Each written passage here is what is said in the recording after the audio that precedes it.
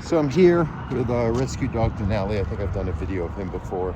And I was just thinking about like the similarities of how things are black and white with dogs, right? So an example is like I come and walk them like once a week for an hour and train them and all that. And I'm teaching them not to pull, not to get nervous. And the issue is, and this is like, I guess a bigger problem with an adult dog that's kind of set and they've learned these habits, but I could be discouraging the pulling. I could, every time he sees a person, make him sit and filter that overreaction and get him to be calmer and conscious. But then the rest of the week, other people are kind of allowing it or doing things that aren't clear cut and dry and specific enough for him. So the habit's going to still be there. And even what happens, I see with clients, is that they can get confused. Like, why is it like 9 out of 10 times? Because in our world, 9 out of 10 is still an A.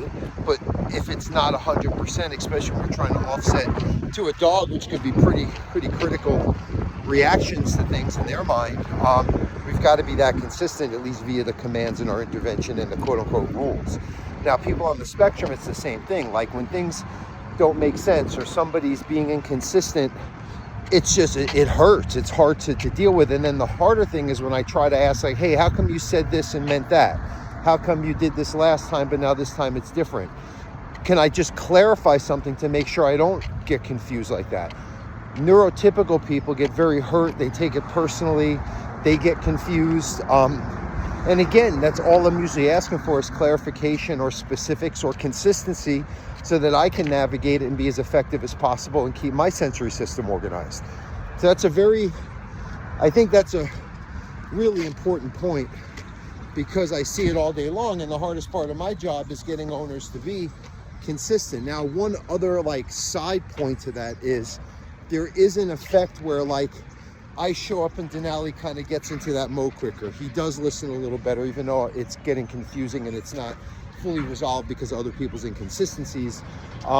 It's kind of like you turn on Netflix, right? But my quote-unquote account is his brain and set of rules and consistencies and associations when I'm handling him versus another handler. So he's still the quote-unquote Netflix, but when I come in, my Brit program, like when you turn on Netflix and you have everyone's names and you choose your account based on your preferences, it's kind of like that with dogs and people.